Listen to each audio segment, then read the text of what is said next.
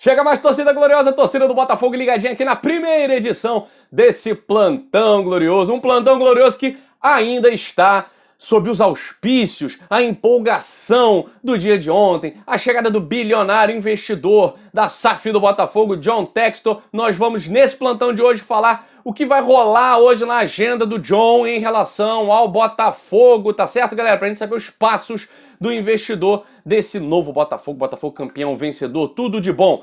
E outra coisa, vamos falar também da realidade, né? A realidade ainda é, vamos lá, como o Rio de Janeiro hoje, nebulosa. A realidade ainda está nebulosa. Jogadores que são contratados de qualidade nebulosa, vou usar o mesmo adjetivo, mas a gente vai trazer a opinião, o feedback, o ponto de vista dos torcedores do Ceará sobre o novo anunciado pelo Botafogo, o volante Fabinho, mas, obviamente, só depois da vinheta. Ah, não tem vinheta hoje? Não, o Michael tá no aniversário. Ah, ok.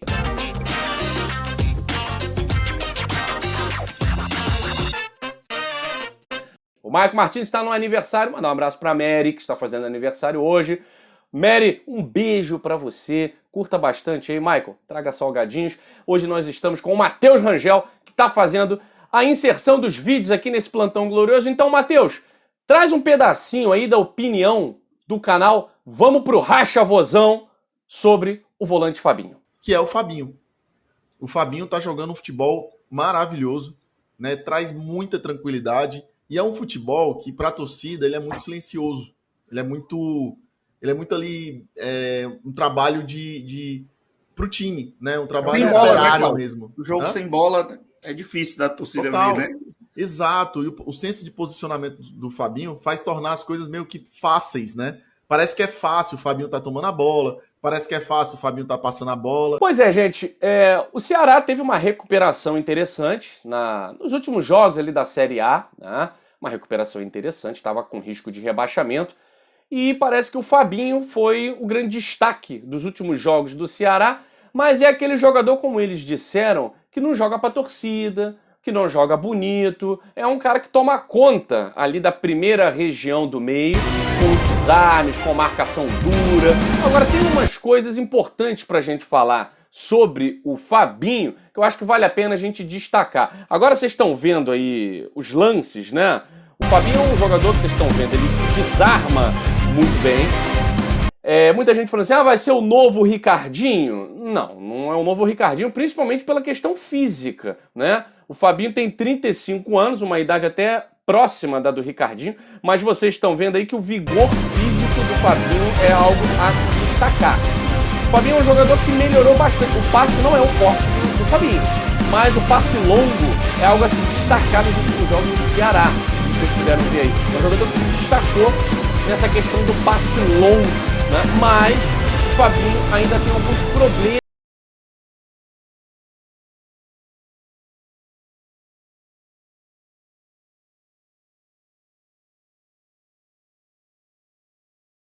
É um jogador voluntarioso, um jogador que às vezes vai de primeira na marcação, mas como ele é muito vigoroso, tem muita força física, ele é um jogador que recupera muita bola, que dá saída de contra-ataque, né? Mas por ir de primeira também é um jogador que leva muitos dribles. É um jogador que não tem uma boa saída, ele perde muitas bolas ali no meio-campo, a recomposição defensiva do Fabinho ela é problemática, né? Obviamente, numa equipe que propõe jogo. O Ceará, como dificilmente propunha jogo, né? Então o Fabinho era muito importante no início dos contra-ataques, né?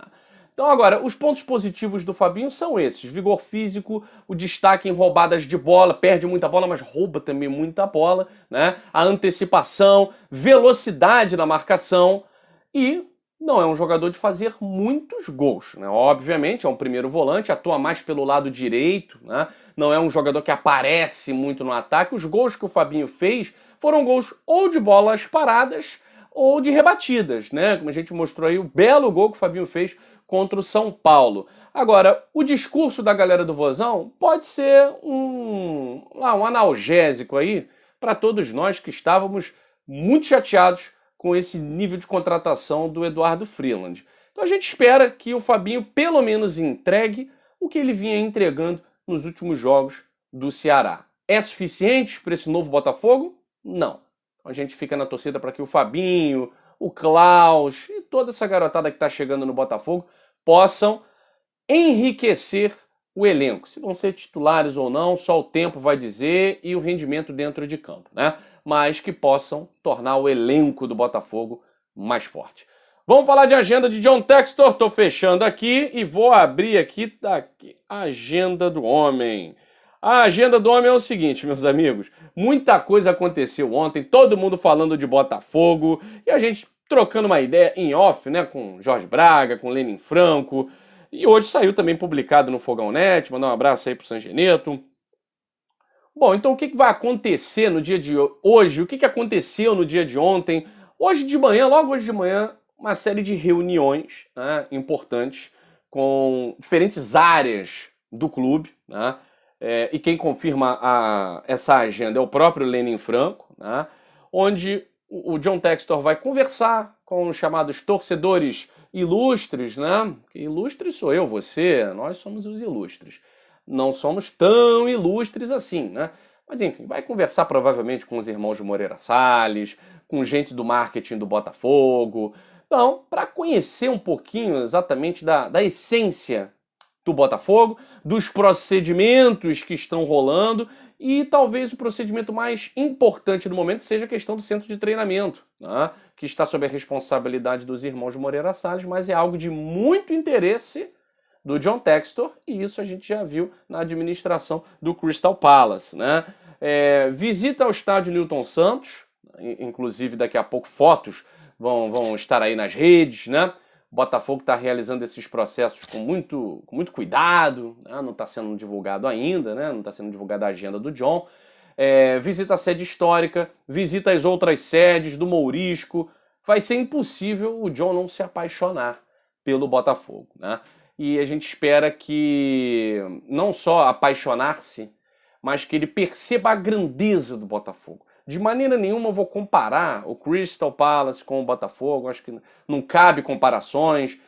Uma série de jornalistas ficam comparando uma coisa com outra. Gente, Botafogo para o futebol brasileiro e tem uma dimensão completamente diferente do Crystal no futebol inglês. Eu falei até no videozinho curto da manhã que o investimento que ele fez no Crystal Palace já foi um investimento capaz de evitar que a equipe oscilasse entre rebaixamentos, acessos. E o Crystal consegue ainda ficar, grande parte do campeonato inglês, joga daqui a pouquinho, já está jogando contra o Millwall, na primeira parte da tabela. Às vezes cai para 13º, 12º, vai para nono, vitórias, derrotas, empates.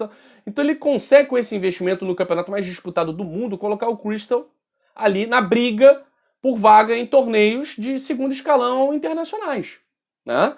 E evitar, deixar longe a questão de descenso, preocupação com isso. O investimento que ele vai fazer no Botafogo, o futebol brasileiro é um futebol nivelado muito por baixo. Então não tem essa de, porque lá no Crystal ele investiu X, isso não foi suficiente para fazer o Crystal Palace brigar por título. Pô, óbvio.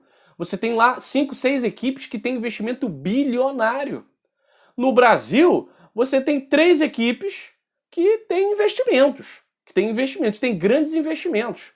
Mas investimento que a gente não sabe a origem, né? Então, um Cruzeiro da vida que era investimento milionário, hoje está aí, chafurdado, né?